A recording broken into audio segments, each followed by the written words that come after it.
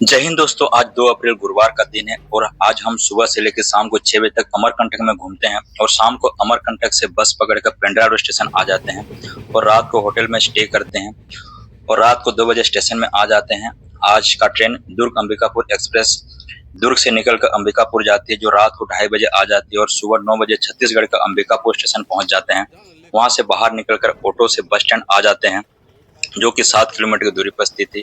यहाँ पर 10:30 बजे एक बस होती है राजधानी, उसको पकड़ के हम मेन पार्ट आ जाते हैं, जो कि अंबिकापुर से 50 किलोमीटर की दूरी पर स्थित है।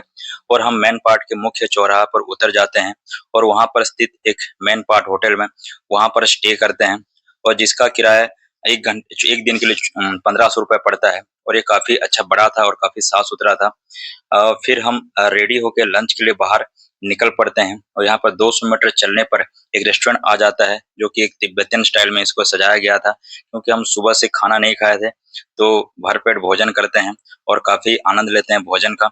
और भोजन करने के बाद फिर हम अपने होटल में आ जाते हैं और फिर शाम को 5 बजे हम बाहर निकल के लोकल से टूरिस्ट स्पॉट्स के बारे में पता करते हैं और निकल पड़ते हैं यहाँ पर 3 किलोमीटर दूरी पर स्थित बुद्धिस्ट मोनेस्ट्री में। और अभी समर का सीजन चल रहा है तो टूरिस्ट बहुत कम आते हैं, तो हर जगह खाली खाली रहता है, जिसे हम तसल्ली से यहाँ एंजॉय कर पाते हैं। और करीबन 40 मिनट पैदल चलने के बाद हम मोनेस्ट्री में आ जाते हैं और अभी मोनेस्ट्री में ज्यादा लोग नहीं थे और अभी शाम ढलने वाली थी, तो हम चारों तरफ घूम के मोनेस्ट्री को देखते हैं। साथियों, ये जो फ्लैग लगा हुआ है इसमें कई सारे मंत्र लिखे होते हैं। ये जो रंग बिरंगी फ्लैग है इसमें इनका काफी ज्यादा इंपोर्टेंट माना गया है बुद्धिज्म कल्चर में। उसके बाद हम बाहर ये जो हॉस्टल देख रहे हैं, यहाँ पर ये मॉन्क रहते हैं, यहाँ पर रह के पढ़ाई करते हैं। उसके बाद हम मोनेस्ट्री के अंदर आ जाते हैं और यहाँ पर जो नक्काशी की है काफी शानदार है, काफी इनकी जो आर्ट है काफी अच्छा लगता है और अंदर का वातावरण काफी शांत रहता है, काफी सुकून देने वाला होता है। और यहाँ पर जो मॉन्क है यहाँ पर रह के स्पिरिचुअल प्रैक्टिस करते हैं, अपनी स्पिरिचुअल के बारे में सीखते हैं और पढ़ाई करते हैं। फिर शाम ढल चुकी थी तो हम निकल पड़ते हैं जो बुद्धिस्ट जो तिब्बतियन सेटलमेंट है कैंप नंबर 1 में, और इनके जो लाइफ स्टाइल देखने के लिए हम निकल पड़ते हैं। साथियों, मेन पार्ट को मिनी तिब्बत भी कहा जाता है। यहाँ पर 1962 में तिब्बती शरणार्थियों को बसाया गया था। 1959 में चाइना ने जब तिब्बत पर आक्रमण किया था, उस समय दलाई लामा और उनके हजारों फॉलोअर तिब्बत छोड़ के भारत आ गए थे। और उस समय भारत के हिमाचल प्रदेश में जो कि धर्मशाला में, जो कि तिब्बती प्रशासन का मुख्यालय तथा दलाई लामा का निवास स्थान है, तथा कर्नाटक, उत्तराखंड, अरुणाचल प्रदेश, सिक्किम, उड़ीसा के चंद्रगिरी, लद्दाख तथा छत्तीसगढ़ का मेन पार्ट में इनको बसाया गया था। यहाँ पर भारत सरकार को 3000 एकड़ यहाँ जमीन आवंटित की गई है। अब यह बस्ती 25 किलोमीटर के दायरे में फैला है और 7 शिविर से मिलकर यह बना है। इनका एक दूसरे से दूरी करीबन 5 से 6 किलोमीटर है। और अभी हम कैंप नंबर 1 में है, जो कि भौगोलिक दृष्टि से इनका मुख्य हेडक्वार्टर है। फिर हम शाम को होटल में आ जाते हैं और अगले दिन सुबह 9 बजे रेडी होकर पहले ब्रेकफास्ट करते हैं। और पिछले रात को हमने एक कार बुक की थी, जो कि हमें 4 प्रमुख स्पॉट घुमाएंगे और ये 4 बजे हमें बस स्टैंड में ड्रॉप कर देंगे। कार नॉर्मली 2500 से 3000 रुपए पड़ेगा, लेकिन बार्गेनिंग करके हम 2200 रुपए में इसको डील करते हैं। और 9:45 को हम निकल पड़ते हैं हमारी पहली स्पॉट टाइगर पॉइंट वाटरफॉल की ओर। साथियों, यहाँ घूमने का 2 तरीका है। पहले तो आप बाइक या स्कूटी रेंट पे ले लीजिए 600 से 800 रुपए, उसके अलावा आपको 200 रुपए का पेट्रोल डालना पड़ेगा। और दूसरा ऑप्शन है हमारी तरह, ये आप कार में बुक कर सकते हैं 2000 से 2500 रुपए में। मेन पर टाइगर पॉइंट 12 किलोमीटर की दूरी पर स्थित है और आधा घंटे में पहुंच जाते हैं। और पैदल चलते हम सीढ़ी से नीचे उतर आते हैं और करीबन इसमें 150 सीढ़ियां है। आप जितना नीचे उतरते जाओगे उतना मन को सुकून मिलेगा। और ये एक 100 फीट से ऊंचा एक गिरता एक झरना है और चारों तरफ बड़े बड़े पत्थर हैं और घने जंगल हैं, जो इस जगह को और भी आकर्षक खास बना देता है। साथियों, मेन पार्ट जिसको मिनी तिब्बत या छत्तीसगढ़ का शिमला कहा जाता है, ये सरगुजा जिले में आता है। एक गांव है, ऊंचाई करीबन 1100 मीटर है और एक विशाल पठार है। चारों तरफ घने जंगल, हरे भरे मैदान और छोटे छोटे गांव है, जो कि इस इलाके को और भी खूबसूरत बना देता है। आप अंबिकापुर से आ सकते हैं, जैसे कि हम आए हैं बाय ट्रेन, या रायपुर से डायरेक्ट स्लीपर बस चलता है, उसमें भी आप आ सकते हैं। सबसे बेस्ट सीजन है अक्टूबर से लेकर मार्च तक, जब सर्दी रहती है, और इसका बेस्ट सीजन है आफ्टर मानसून। आप आ सकते हैं, जो कि जब सर्दी स्टार्ट हो जाती है उसका नज़ारा हम देखते हैं। और यहाँ सैलानियों से भरा रहता है, सर्दी का मौसम है। फिर हम करीबन 30 मिनट का यहाँ टाइम स्पेंड करके ऊपर आ जाते हैं और ऊपर देखने के लिए एक व्यू पॉइंट बना हुआ है और इसका व्यू बहुत अच्छा आ रहा था यहाँ से। साथियों, कहा जाता था कि यहाँ पर कई सालों से पहले यहाँ टाइगर आया करते थे इस जगह की, इसलिए उनके नाम पे नामित किया गया है टाइगर पॉइंट बोल के। उसके बाद हम यहाँ से निकल पड़ते हैं हमारे आज की दूसरी स्पॉट, जो कि जलजली या दलदली कहते हैं, जो कि मेन पार्ट के प्रमुख दर्शनीय प्रदर्शन स्थल है। साथ ही यहाँ करीबन 7 अलग-अलग तिब्बतियन सेटलमेंट है और रास्ते में पड़ते जाते हैं तो हमारे ड्राइवर हमें ये बताते रहते हैं, जो आप देख सकते हैं रास्ते में पड़ता है। वहाँ से 15 किलोमीटर की दूरी पर स्थित है और हम आके अंदर आ जाते हैं और अंदर यहाँ पर 20 रुपए पर पर्सन टिकट है और यहाँ पर आप बाइक राइडिंग तथा हॉर्स राइडिंग भी कर सकते हैं। फिर हम पान खाने के लिए रुक जाते हैं और इसके अलावा पान खाने के बाद आप देख सकते हैं ये जो ज़मीन है इसको जलजली या दलदली कहा जाता है। इसको पूरे देश में ये प्रसिद्ध है। आप यहाँ पर प्रवेश करते ही यहाँ कहीं भी ज़मीन हिलने लगती है और आप देख सकते हैं आप कहीं भी अपना पैर रखें ये जगह स्प्रिंग की तरह स्पॉन्ज की तरह हिलने लगती है जो कि एक अद्भुत नज़ारा प्रस्तुत करता है। साथ ही इसको बाउंसिंग लैंड भी रूप में जाना जाता है और ये एक प्राकृतिक अजूबा है और हर हर इस चीज़ को देखने के लिए पर्यटक इसको दूर-दूर से इसको देखने आते हैं, महसूस करने आते हैं। ये जगह किसी प्राकृतिक ट्रैम्पोलिन की तरह ये काम करती है। यहाँ के मिट्टी के नीचे दलदली संरचना होने के कारण कूदने पर यह ज़मीन कंपन महसूस होता है। कई लोग इसे एक प्राचीन ज्वालामुखी के क्रेटर के रूप में भी मानते हैं और स्थानीय लोगों के मुताबिक कभी यह जगह जल स्रोत रहा होगा, जो समय के साथ ऊपर से सूख गया और अंदर से ज़मीन दलदली रह गई। और एक सिद्धांत ये भी कहता है कि पृथ्वी का आंतरिक दबाव और जो कोर स्पेस में सॉलिड के बजाय पानी भरा हुआ है, इसीलिए यह जगह दलदली और स्पॉन्जी लगती है।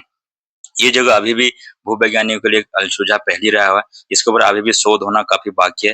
फिर हम आधा घंटा कूदते हैं और जब थक जाते हैं, तो फिर हम उछल-कूद मचाने के बाद ऊपर आ जाते हैं कार पार्किंग पर। यहाँ पर 1 से 2 किलोमीटर के पास एक वाटरफॉल है, लेकिन इसको आप पैदल जाना पड़ेगा। लेकिन हमारे पास टाइम कम था, तो हम स्किप करके इसको निकल पड़ते हैं। हमारी आज की जो तीसरी स्पॉट है फिश पॉइंट या जो मछली पॉइंट की ओर। जलजली से मछली पॉइंट 14 किलोमीटर की दूरी पर स्थित है और ये बाएं साइड में आप देख रहे हैं ये एक दूसरा एक कैंप है और अभी का मौसम सूखा है इसलिए हर जगह सूखा-सूखा लगा, लेकिन बरसात में जब यहाँ पर आएँगे तो हरा-भरा रहता है और सैलानी काफ़ी ज़्यादा आते हैं, लेकिन उस टाइम कॉस्ट काफ़ी ज़्यादा बढ़ जाता है, तो आपको पहले से होटल वगैरह बुक करना पड़ेगा। लेकिन सबसे बेस्ट होता है ऑफ सीजन में जैसे हम लोग आए हैं, यहाँ पर अभी बहुत ही कम टूरिस्ट हैं जाकि जिससे आप हर जगह का आनंद ले सकते हैं काफ़ी कम खर्चे में और हम धीरे-धीरे पैदल उतर जाते हैं। कुछ यहाँ सीमेंट की सीढ़ी बनी हुई है, उसके साथ पगडंडी रास्ते भी हैं और ये जो आप देख रहे हैं, यहाँ पर ये जो आप पत्थर में हम चलते हुए जा रहे हैं, यहाँ पर जब बरसात का मौसम होता है तो पानी उफान पर होता है, आप उस साइड नहीं जा सकते और ऊपर से अद्भुत नज़ारा प्रस्तुत करता है और ये जगह सैलानियों से भरा हुआ रहता है, लेकिन क्योंकि अभी गर्मी का मौसम है तो सैलानी थोड़ा कम है। साथ ही ये जो प्रकृति के पास जाते हैं अद्भुत सुकून मिलता है। इसकी बहती हुई आवाज़ आपको सुकून देती है, ऐसा लगता है कि प्रकृति कुछ गाना गा रही हो, आप उसको सुनना पड़ता है। फिर यहाँ हम झरने के पास यहाँ पर बैठते हैं और थोड़ा-सा आनंद लेते हैं और अपना मुँह धोते हैं, हाथ-पाँव धोते हैं और थोड़ा ऊपर जाके और जगह बैठते हैं और थोड़ा आधा घंटा बैठने के बाद हम ऊपर चले जाते हैं। साथ ही ये जो फेमस टूरिस्ट स्पॉट है मेन पार्ट में, ये 4 अलग-अलग दिशाओं में स्थित है।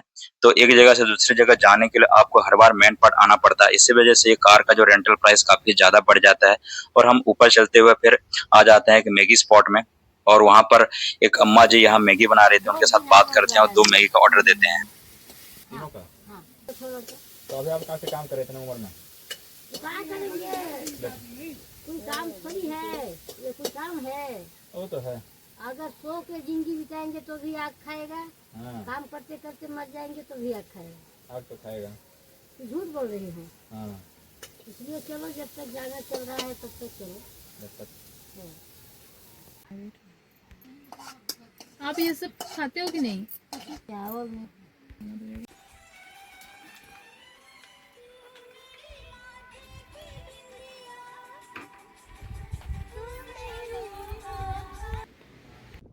इस पॉइंट से हम निकल पड़ते हैं यहाँ की जो चौथी मुख्य स्पॉट है उल्टा पानी, जो कि वहाँ से 27 किलोमीटर की दूरी पर स्थित है और करीब हम 40 मिनट कार में जाने के बाद हम आ जाते हैं उल्टा पानी में। और अभी कोई टूरिस्ट नहीं था तो हम ये परफेक्ट टाइम था चेक करने के लिए कि पानी ऊपर जाता है। पेपर को हम चेक करते हैं और एक हम पेपर और एक राजश्री जो कि बुलो जुबा केसरी कुछ पढ़ के इसको चेक करने आ जाते हैं। साथियों ये जो देख रहे हैं ये रील पे बड़ा वायरल होता है और हम नैनीताल बोल रहा हूँ। ये उल्टा पानी है, आपने काफ़ी जगह देखा होगा रील से। ये थोड़ा देखना नीचे, ये पानी ऐसे करके यहाँ से ऊपर फ्लो होता है। नॉर्मली जो पानी ऊपर से नीचे होता है, लेकिन ऐसा जगह है यहाँ से पानी नीचे से जाके ऊपर फ्लो होता है और यहाँ पर ये बड़ा फेमस है। पता नहीं क्या होता है, ये ऐसे नीचे आ रहा है पानी और ऊपर जा रहा है, ये पता नहीं क्या चमत्कार है। और एक देखते हैं, ये देखो पानी ऐसे करके ऊपर चढ़ते हुए जा रहा है यहाँ पर और यही यहाँ की खासियत चमत्कार है। ये देखते हैं राजश्री किया जाता है ऊपर। चलो भाई पानी साथियों, यहाँ पर उल्टा पानी में पानी का बहाव नीचे से ऊपर की ओर प्रतीत होता है, जो कि वास्तव में एक ऑप्टिकल इल्यूजन है या ग्रेविटी एनोमली माना जाता है।